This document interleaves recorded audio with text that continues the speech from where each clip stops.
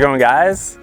It's been a while. Let me get you up to speed. All right, so while I've been gone for the last almost 4 weeks now that I haven't posted a video, my neighbor and I, probably about 3 weeks ago, we spent a good part of an afternoon, probably about 3 or 4 hours, working on creating a second driveway. So the second driveway, it is the first driveway that you're gonna hit as you're driving up our road. And this is gonna be going up to where our guest house or where our main house is gonna be. So Al and I spent a good part of an afternoon, probably about 3 or 4 hours. He's got a tractor, so we're actually able to rip up a lot of these stupid shrubs and stuff so that we could get a proper driveway going up. So that other driveway was kind of in an awkward spot. It was basically going up a wash, so it was actually very easy for us to clear out a path for us to actually get up there. But what we found when we were towing the tiny house up there with that big tow truck is that it's also incredibly soft. So that's another reason why we built this second driveway, is because we know that there's going to be heavy vehicles that need to get up to where our house is. For example, once we get the water tanks in place and we get those plumbed up, we're going to need a water truck in order to fill them because we missed the monsoon season. So we don't really have a lot of rain in the forecast, so we know that we're going to need a water truck, and there's also going to be other types of deliveries that are going to go up to the house as well. One will be coming in a few days from Lowe's to basically deliver a ton of material in order to fix the shed, do the awning, the patio, and do the fence as well. So one thing that Al and I did was we put in a 20-foot long culvert here, so basically that we could cover the drainage way. So there's a drainage way going right down here so that we could cover it and then we can still drive over it. So it's really important to not block off a drainage way with basically like a dirt road going over it. You do want to have a path for the water to basically go under it, and then it's not going to get washed away. So many of you know that just within the last week, Hannah and I released our latest recipe book, or it's a meal plan guide. And obviously that has taken a tremendous amount of my time, but something else that's been really annoying is basically getting all the paperwork and getting everything set up for all the permits. So in order to get a building permit here, basically on a vacant land like this, since there isn't a septic already installed here, so how it essentially works down here in Cochise County is, in order to get our building permit, which we are using the opt-out of the building inspections, so we can essentially build whatever we want, how we want, and the actual inside of the building itself is not going to be inspected. But in order to get that building permit, we also have to submit our septic permit or our septic application at the same time. Septic is required down here, and there are some workarounds if you want to do strictly a composting toilet. But in order to get that approved and to go through and to jump through like all the hoops and stuff, it's just so much easier just to get a septic installed. So we're working with a local septic company. The guy actually lives not too far down the road. And essentially what has to be done first is he has to dig some test holes. And so there's one test hole right here that he dug, and then there's one about 7,500 feet down that way there. And what he's doing by digging these test holes out is he wants to test for the percolation of the ground. So if your ground doesn't percolate very well, then you need a bigger septic system. Since we have very sandy soil and things tend to percolate very well here, we're able to go with a very, basically the smallest size septic that we could get. So this is where the other test hole was dug, right down here.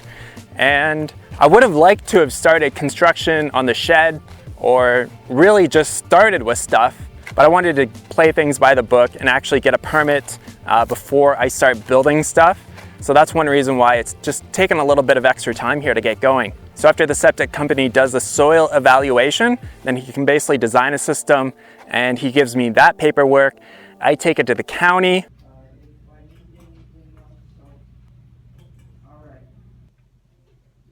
With my building permit, which is basically just like a big site plan, which I'll just kind of flash on the screen there. So it's basically just like a site plan of where we're going to be building stuff in the future. And from having those two things, I can go apply for my permits, and then we can actually start construction.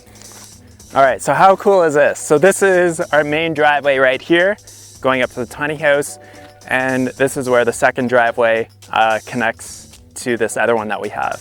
So just to give you an idea of the timeline of how things are going to be happening over the next couple of weeks, things are about to get crazy.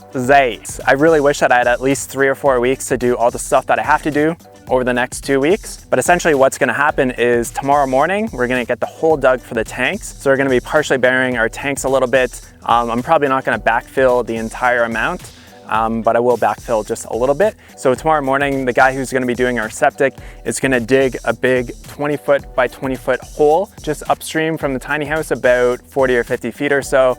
And then on Thursday morning, we're going to be getting our big, massive order of materials from Lowe's. So there's going to be all the materials for the shed that's going to be going back there, the awning, the patio, the fence, something else as well, but I can't even remember. So we're going to have a huge material order come in on Thursday, and then Friday I can actually start construction on the shed. So I need that shed built so that I can get the pressure tank and the water pump in there, and then the separate, and then the second electrical panel is going to be going in there, which is going to be feeding the house. And then on the other side of the shed is where our generator is going to be until we get solar hooked up. And then our Friday, our water tanks should be reaching Tucson. So hopefully we can get delivery of the water tanks. I don't know if they would do it on Saturday. If not Saturday, then Monday the following week. So from there, we have to plumb the tanks together and then run an 1.25 inch pipe from the bottom of the tanks into the pump house, which is going to feed water to our house. I have the pressure tank and the pump and all the other little things that I'm going to need in order to do that properly. That'll be going in the shed. And the reason why there's a little bit of stress about this is because the lease on our apartment ends at the end of this month. So we have 2 weeks to do it. So the book launch that we just did kind of put us behind schedule a little bit. Like I said, it'd be nice to have a little bit more time out here to do this kind of stuff, but we got the amount of time that we have, right? So this is where the shed's going to be going. This is going to be the one corner right there, back corner, next corner, that corner there. The tanks are going to be dug down right in this area here and about 20 feet up that way there.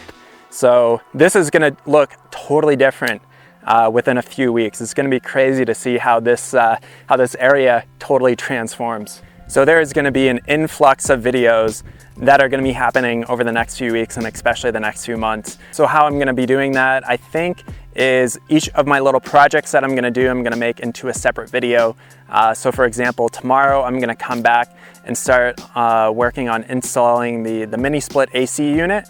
And then after that, like, it's going to be, you know, working on the shed, and that'll probably be split up into a few parts. And I think I'm just going to go with that kind of trend and just focusing on individual projects for individual videos instead of trying to do too much at once. That way it's easier for people to find it, and it just kind of makes more sense when you see the videos pop up in your subscription feed, because then you actually know what you're going to be getting before the video starts. So yeah, I hope you guys didn't think that I was ignoring you or just doing stuff and not posting videos about it.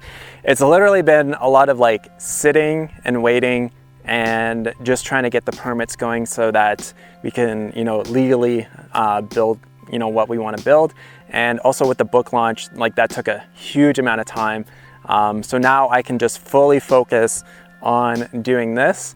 And in 2 weeks time, like 2 weeks, only 2 weeks to do a lot of this stuff. So the main thing that we need is water, because we do have a generator. So we will have a source of electricity until solar gets set up. It would be nice to not have to run the generator a lot, but hey, sometimes you get dealt a not so good hand, and so you just got to do your best. So I just wanted to do a quick update so you had an idea of what is going on. So like physically, not a lot has happened, but there's a lot of stuff that's been going on behind the scenes, and it's like you can't really make a video about going to the planning and zoning office or anything like that. I don't know how many people would find that an interesting video, but I don't think that I would. But there's going to be a lot of really, really cool stuff coming up. So I'm so excited. And thanks so much for watching, guys. And I'll catch you on the next video. Talk to you soon. Peace.